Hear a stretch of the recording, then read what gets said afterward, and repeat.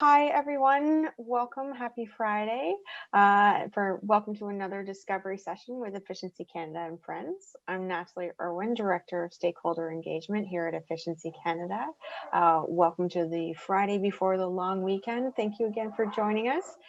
Before we get started, a reminder to everyone that our guests will present for approximately 20 minutes, and then we'll open the floor to questions.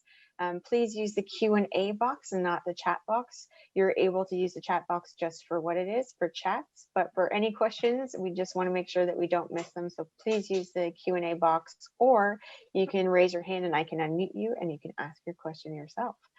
We have a hard stop at 12:45 p.m. Eastern time so that everyone can finish their lunch, breakfast, afternoon snack, or possibly dinner if you're joining us from over in Europe. Because we do get a handful from Europe actually. So, and a special shout out to our Trinidad and Tobago follower who joins us every week.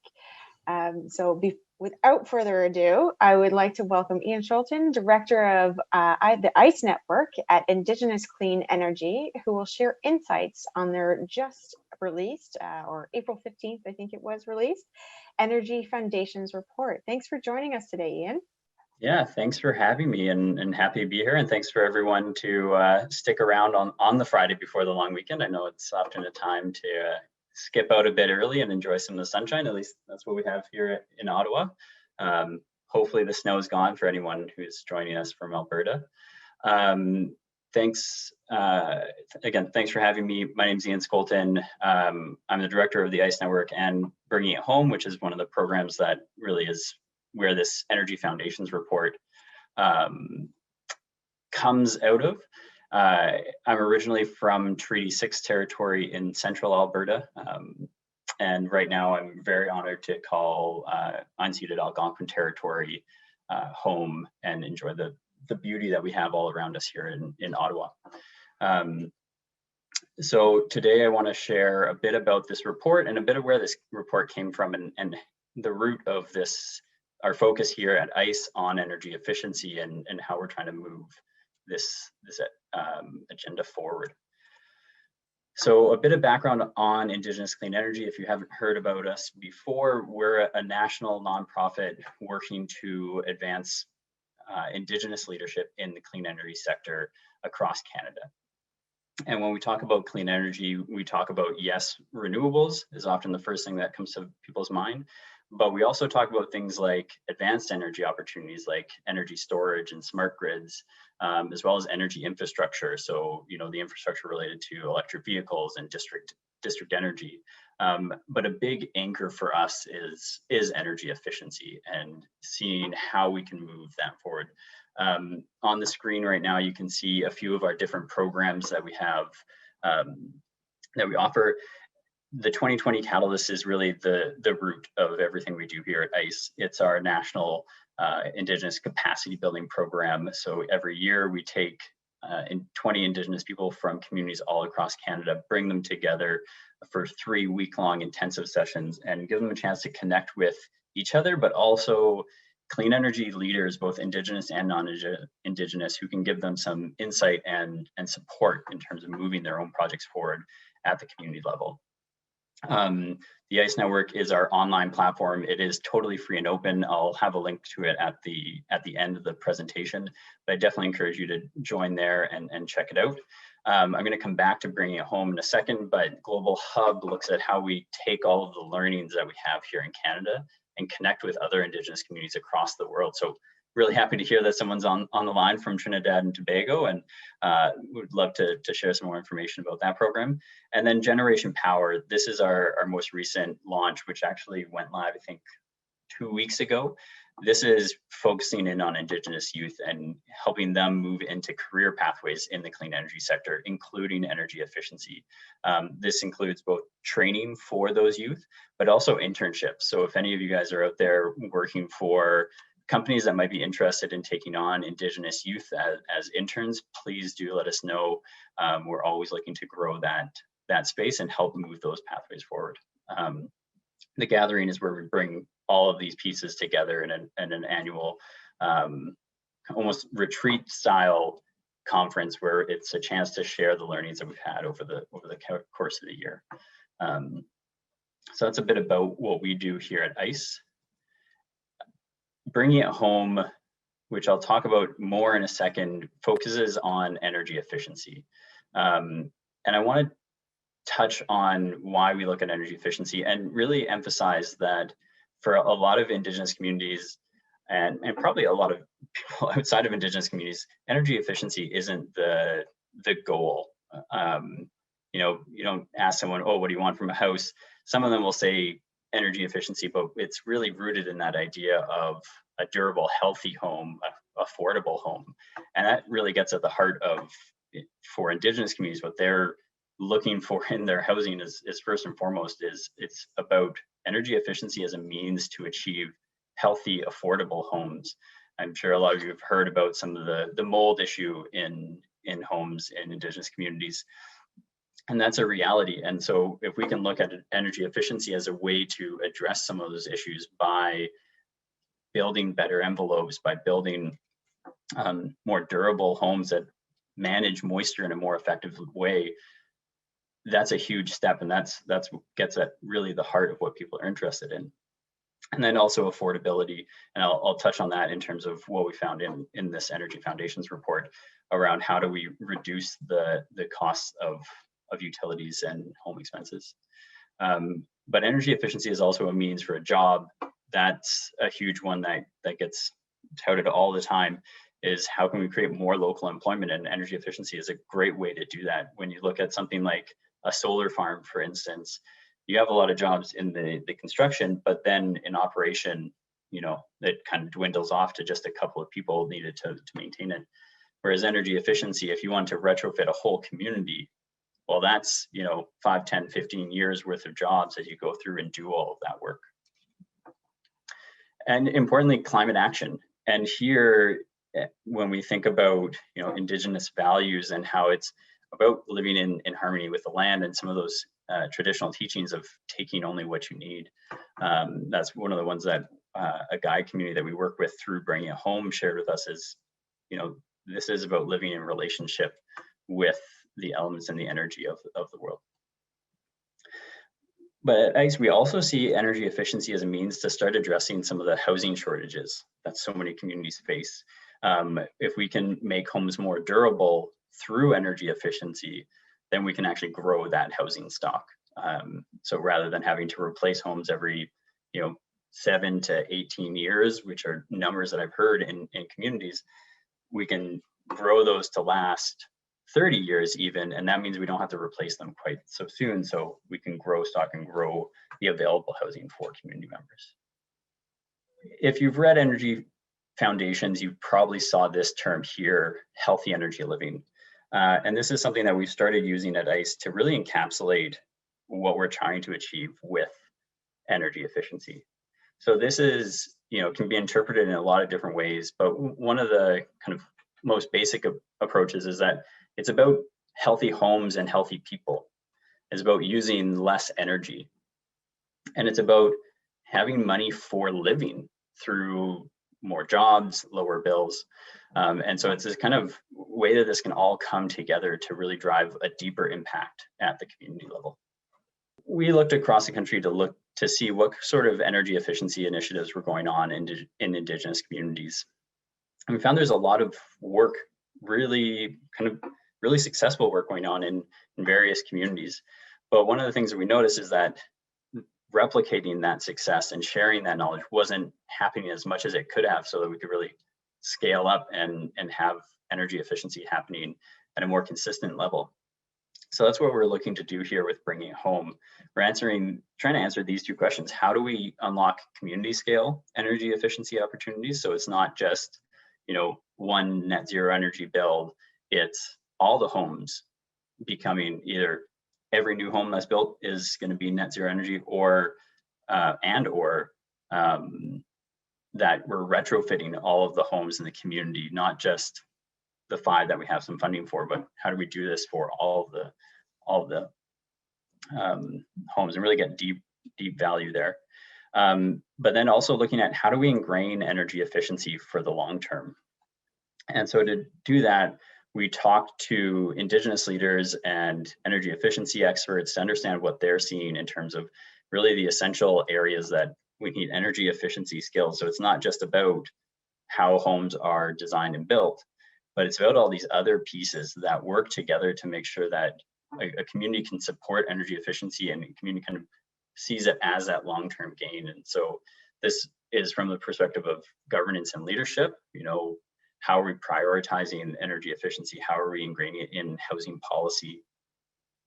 It's the skills, and that's both the local trade skills and technical skills, but also for the home occupant. We've been doing some engagement work in one of the communities in Alberta, and we asked people, what do you understand in terms of your responsibility as a home occupant to maintain your home? And had them check off a few different boxes. And then we had that follow-up question of, do you feel like you have those skills? And a lot of people said that they don't have those skills. And so understanding how do we support community members to be able to do some of the maintenance themselves and feel that sense of ownership and pride over their home. But it also goes a long way to helping with energy efficiency, because you're helping that home last longer and making sure that, if there is water damage, which could compromise different components of the building envelope, we can address it earlier rather than later. And it looks at maintenance. So what does actually a good maintenance schedule look like, and how do we support it for a long term? That's one of the biggest challenges that many communities have shared with us is, it's great, we get the homes built, but then we don't have the funding to maintain them, and we don't have the skills to maintain them. So how do we start to shift that? Again, going back to that example of, this is about maintaining the home from a durability perspective, but it also has impacts from an energy efficiency perspective. Now, as I mentioned, we looked and we engaged with a lot of mentors and experts in these areas. And what we found is that in a lot of these factors, there's already examples, there's already work that's been done to see how this can work. And it's about really sharing and replicating that. So that's really one of the big roles for us in bringing it home, is pulling all of that together into a cohesive package that can be shared and communities can learn from and put into play in their own way. But one of the main areas that's been a stopping block for a lot of communities, a lot of initiatives, is financing. I was on a call the other day and sharing, here's all the different things that we can do with energy efficiency in terms of how we can build a higher performing home. And the question always came back, well, that's great, but how are we going to pay for it? And so when we talk about financing, we need to almost shift our thinking away from what are the government funding programs that'll cover this, because as you'll see in a few minutes, I don't think there's going to be enough government funding to fund the work that needs to get done. This is about, how do we shift this to be infrastructure investment? How do we shift this to be a project that people can invest in with a return? And, I recognize that sometimes that can be challenging to talk about, because talking about a home as an asset, that's my home. That's, it's not just a thing that's for an investment purpose. This is where I get my livelihood. This is where that healthy energy living stems from. But this is an opportunity here around, we have energy efficiency that can have a really concrete return on investment. So how do we package that into a project similar to what we've done with renewable energy, but in a different way, in a different shape? So that's a lot of where the Energy Foundation's work started, is to say, okay, well, if we want to do this, we need to know what our baseline is. So with Energy Foundations, we set out to answer three questions. What would be the cost to do minor retrofits, major retrofits, and build energy efficient new builds in Indigenous communities all across Canada? What are we looking at as an investment number? Second is, well, what's the impact of that sort of investment? And that's both social and economic and environmental. And then the final one is, what would be the return? So what can we expect in terms of, if we put that investment in, what sort of return do we have in terms of capital return? To start, when we first started to look for, well, are there any examples out there? we didn't find any concrete data set on energy efficiency needs in Indigenous communities across Canada. So we had to build a model for ourselves.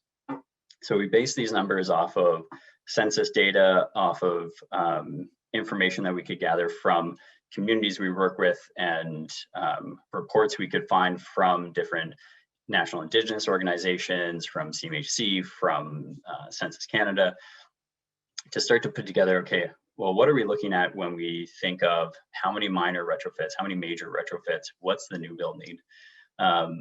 So we landed on these rough estimates of numbers based on some percentages and some growth metrics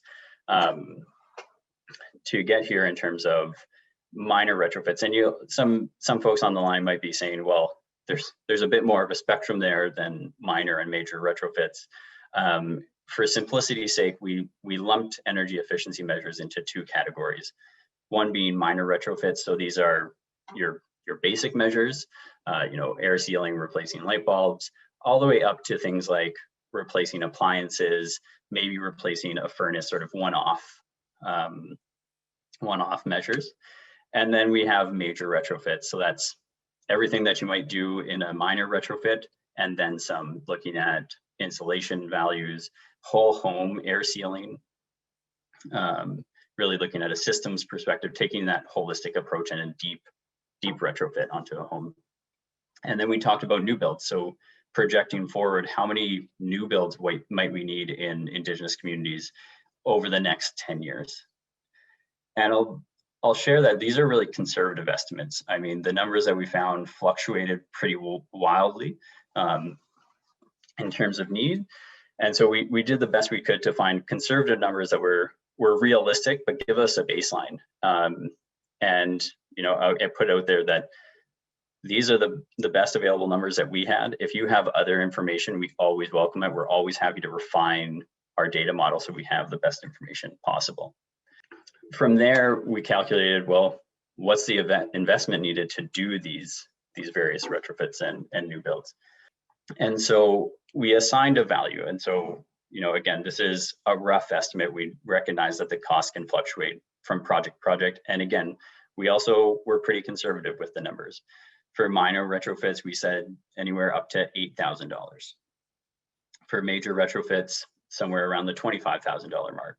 And then for new builds, what we did, this isn't a number here that is, the total cost to build the home and do the energy efficiency upgrades. This is actually just to say, okay, based on what communities are currently spending on a home, what would it cost to move it to be even more efficient? Let's say a 50% more efficient. And, we've seen numbers anywhere from 8 to 15% more. And so we calculated this based on a weighted average on an average home cost of $305,000. And I say weighted average because if you're building, where I am here in Ottawa, it's going to be a lot cheaper, probably closer to the $200,000 mark than if you're building in Iqaluit or somewhere even more remote in Nunavut or Northwest Territories, where the home costs can be closer to $500,000 for a similar home. So we took a weighted average there and then estimated an 8% addition to get to that number. And so for that factor, we're looking at around $24,500 of additional cost onto the builds. So multiplying those out based on the numbers that we have here, we arrive at this total of close to $5.4 billion. And I know I've had some people ask, well, that's great. That's already like the amount of money that's being supplied to Indigenous communities for home building.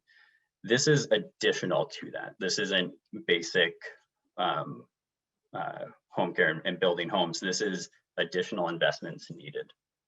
So it really goes beyond. And now the impacts. So if we have that kind of baseline number of homes and retrofits needed, and we have the amount of investment that would go into it, what can we see in terms of direct, indirect, induced impacts?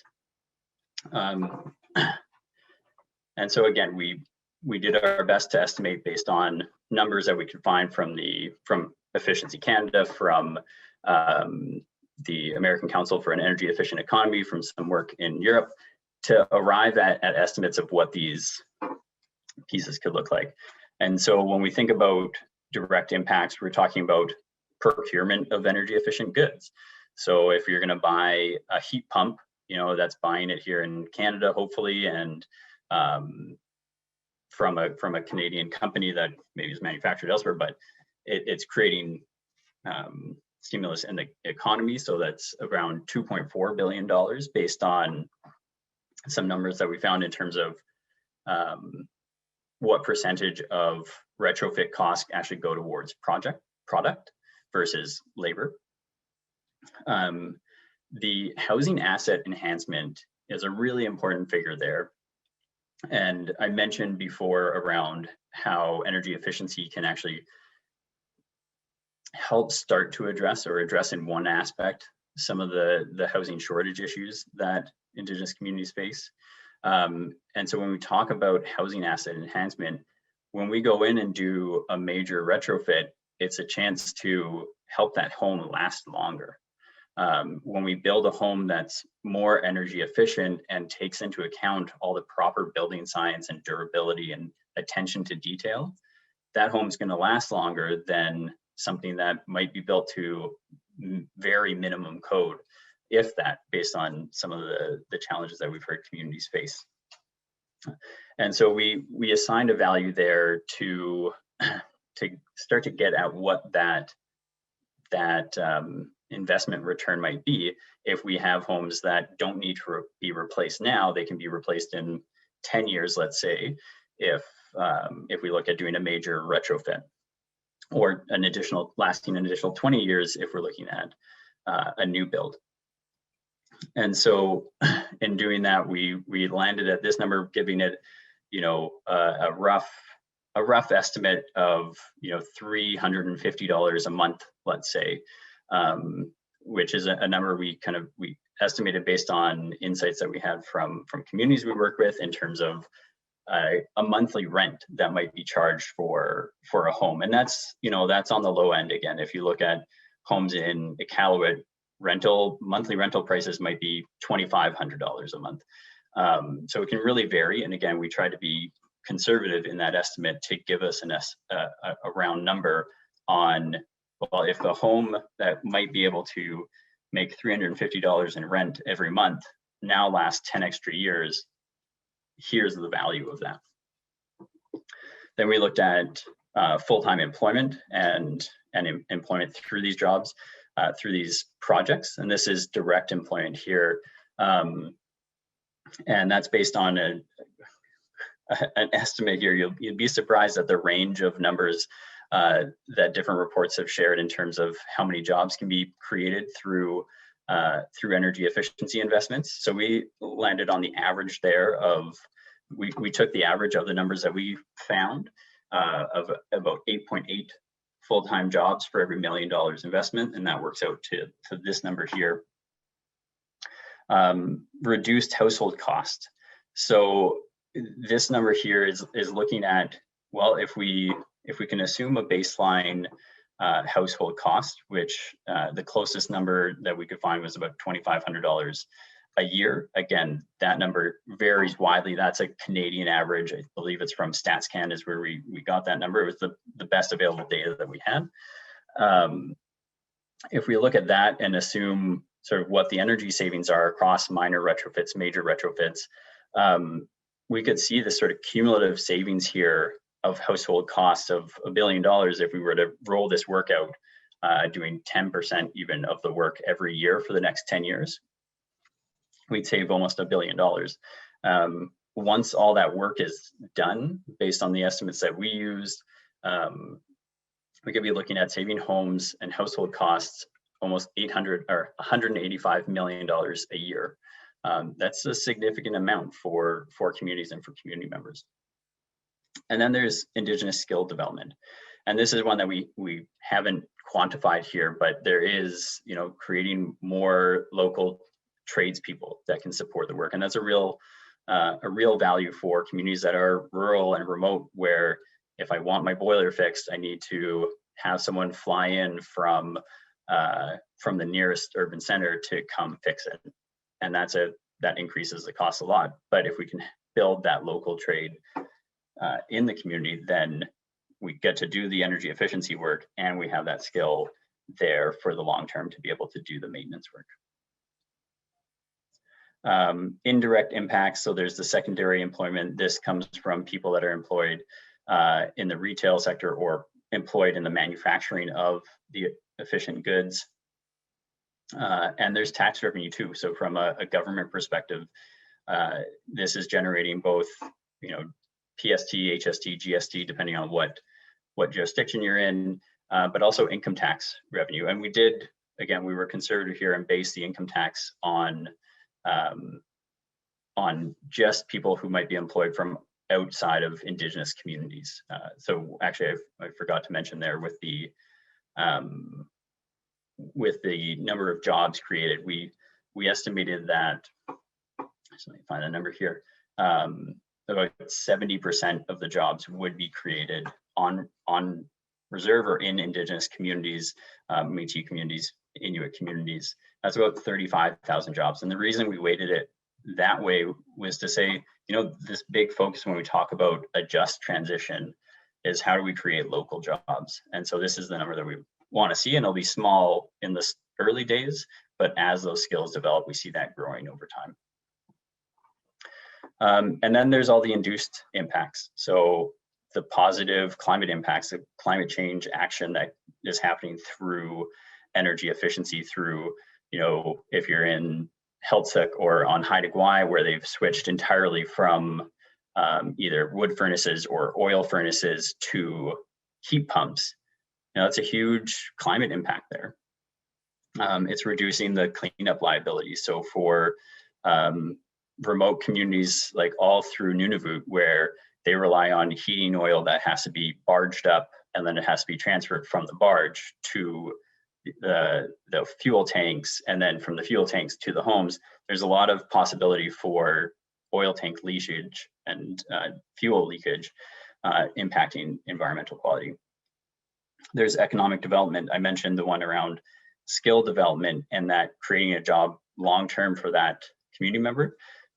Well, you could see the potential for contracting businesses, Indigenous-owned contracting businesses that are serving not just their community, but all the surrounding communities. This is, what they have in Akwesasne, for instance, where they've trained their contractors to passive house standards, and those contractors are serving their community, but also serving some of the surrounding ones. And then there's reduced health costs, and this is a really big one. When we improve the energy efficiency of a home, when we take, let's say, a really crappy old wood stove that produces a lot of particulate matter, and we replace it with even just an energy efficient wood stove that has a catalytic converter and burns really cleanly, that has a big impact on the particulate matter in the air. And if you're looking for some information on research that's been done on that, I highly encourage you to look up Dr. Tom Kovesi, who's done research in Indigenous communities across Nunavut and Northern Ontario on the impact of mold and other particulate matter on respiratory effects on Indigenous children. And the impact here is if we can help reduce some of those causes of illness, we also reduce costs on the healthcare system, where people now have to come into hospital, and depending on where they are, they might have to even fly into hospital for healthcare. So these are some of the bigger impacts that can start to happen as we do energy efficiency. Touching quickly on the emissions, so we estimate around 952,000 tons of emissions avoided once all that work is done. That's big, not just for climate impacts, but also for avoided carbon taxes that might be incurred. How do we get there? Carbon tax revenues. So how do we start to cycle that back into the energy efficiency sector? Proactive healthcare investments. I talked about the healthcare savings there. This is another chance to look at that. And there is really some great work that's being done here in the UK. They've seen a 36% improvement in healthcare measures. And in New Zealand, they estimate almost a 4-to-1 return on investment for proactive healthcare measures, investing in energy efficiency as proactively, and infrastructure capital. And this is the big piece that we're focusing on through Bringing It Home, is how do we start to package energy efficiency in a way that that can really start to be a project that can look at not just government funding, but can look at capital investment from, maybe it's the private sector, maybe it's impact investing.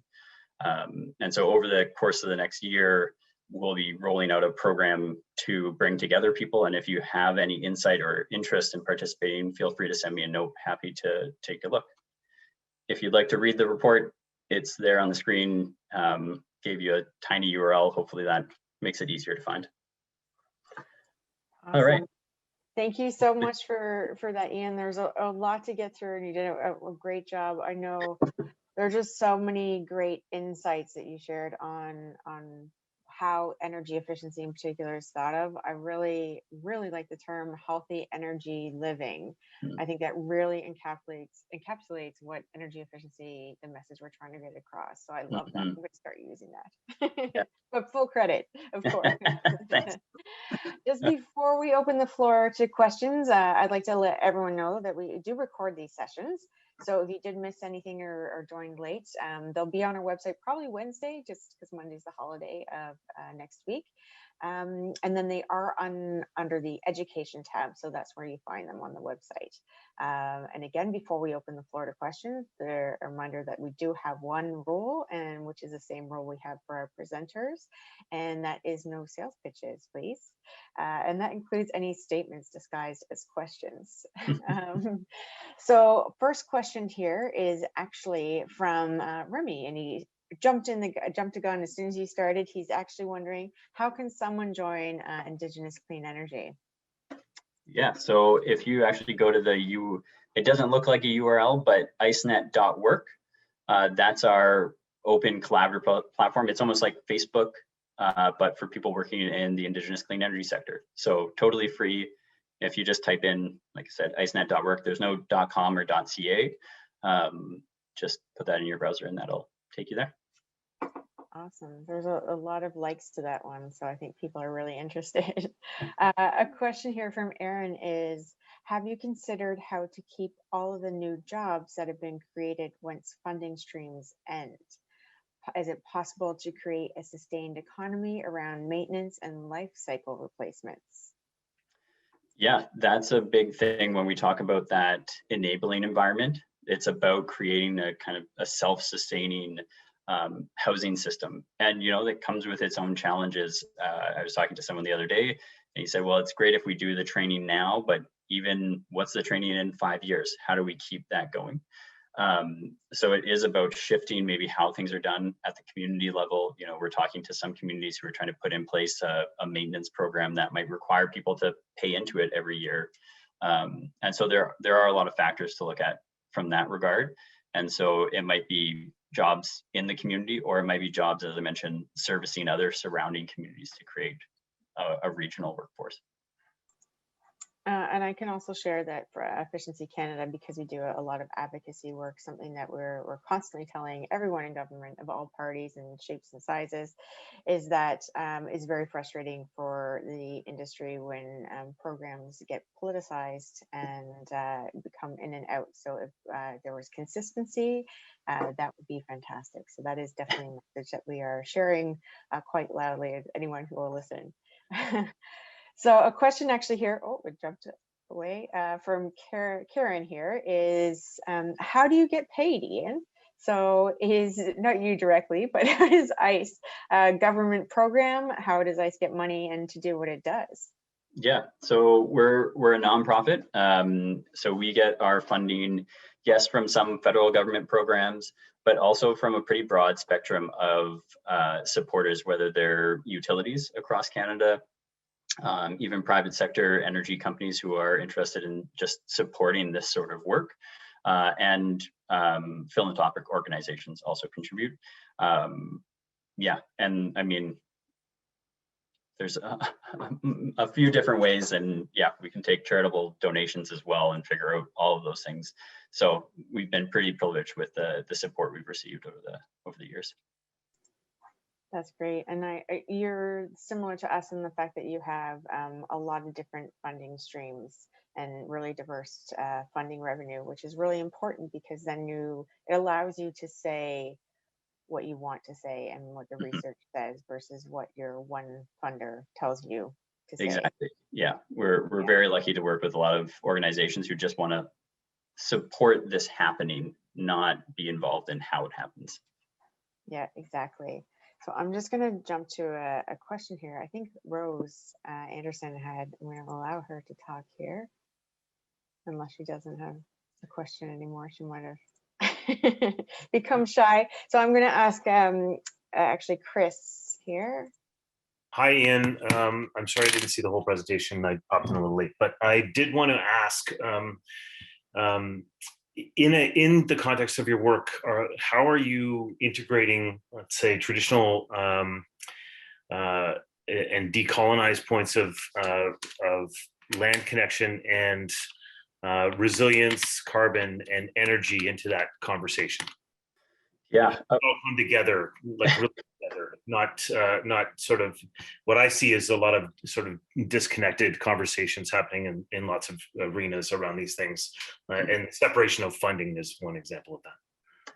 Yeah. So I mean, right from the get-go, a really important part of everything we do here at ICE is that it's really community driven. It's responding to the needs and the interests of communities. So even here with Bringing It Home,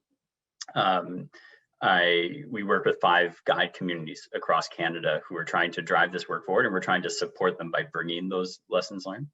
And then a big part of the work that has to happen here is around community engagement and informing communities. So, talking to people around, well, what's important for you in a home?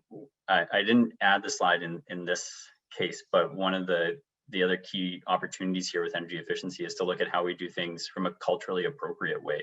How do we support traditional values? How do we support traditional ways of living? There's actually a great example is a Waktuk home home built in Waktuk, which is in Nunavik, northern Quebec. So they were trying to build it to passive house standards, but they also engaged their community to say, well, how do you use your home? And one of the features that they integrated was a kitchen where the island moved out of the way, and then they could lay down plastic floor tiling, because the way a lot of people in Nunavik process the meat from their hunts is just laying down cardboard and doing it in their kitchen floor. So recognizing that and integrating that into the design process, I think is a really huge opportunity. I would actually, just thinking about this now, it's almost something we should add on when we talk about high performance design, which requires an integrated design process.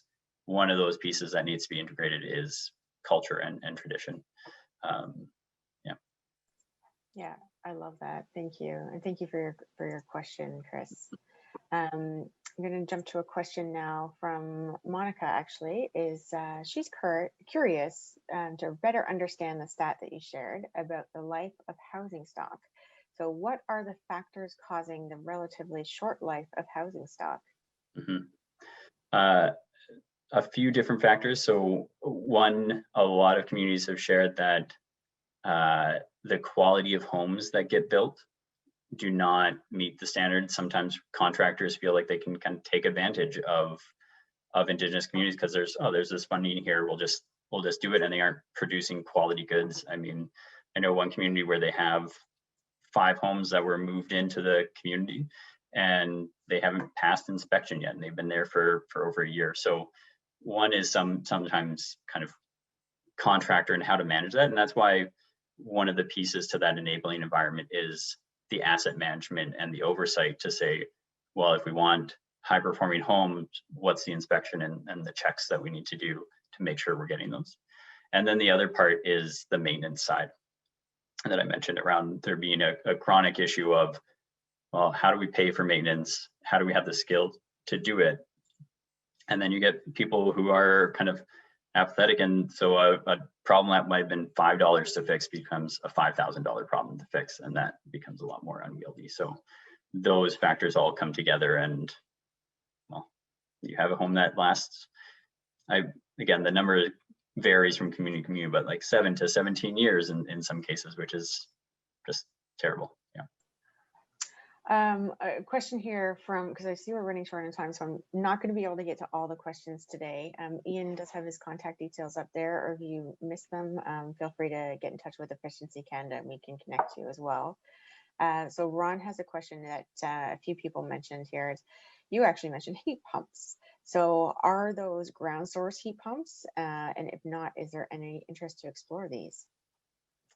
A lot of communities are going with air source heat pumps, but there often is kind of an initial interest in ground source.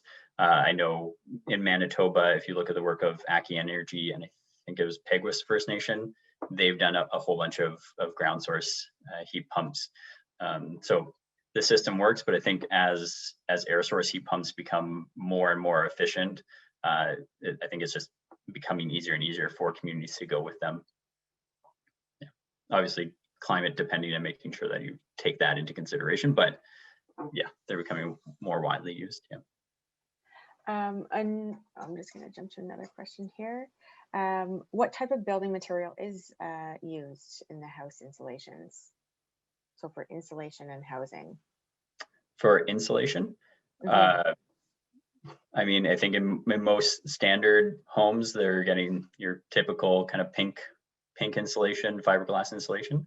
But as we move to higher performing, and as people start to consider the climate impact more and more, looking at different sources, different types, whether it's even something like different building structures, so like structural insulated panels, but also just blown in like dense packed cellulose or rock wool is I suppose that's the company. The mineral wool insulation is of a lot of interest to people for its fire prevention factors.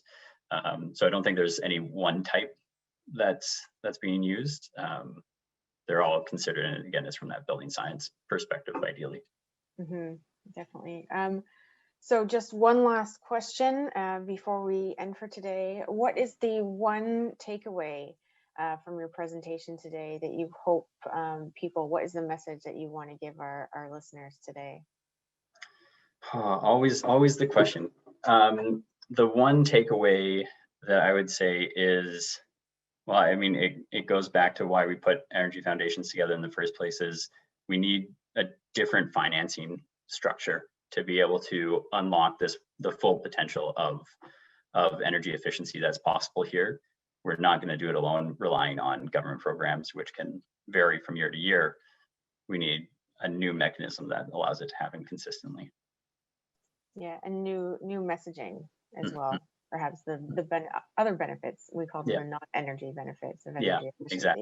Exactly. So thank you so much, Ian. Thank you for the fantastic, and thank you to everyone for the fantastic conversation. If you're interested in presenting yourself, our presenters each week are other charity or nonprofit organizations along with our allies. So if you're curious about joining Efficiency Canada as an ally, you'll find the information on our website, or feel free to reach out to myself directly, and I'm happy to share the information with you. Next week, we're going to be joined by our friends at CIET, who will give us an overview on the Certified Energy Manager training. So their program, including some course components and some highlights, so you can kind of get an insight into what the course is going to cover to see if it's a good fit for you and something that you're interested in, or maybe someone you know. So a great presentation for someone that's interested in entering energy efficiency, or so making the transition or new to the workforce. So thanks again, Ian. Wonderful to see you virtually. And enjoy the weekend, everyone. And be sure to take Monday off if you're allowed. Okay, take care. Bye.